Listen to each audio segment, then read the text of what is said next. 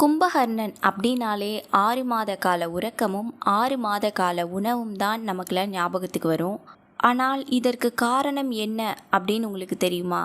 புத்தி கூர்மையும் நெறி தவறாத வாழ்க்கை முறை இரக்க குணமும் கொண்டவர்தான் கும்பகர்ணன். கும்பகர்ணன் மீது தேவர்களின் தலைவனான இந்திரனுக்கு பொறாமை.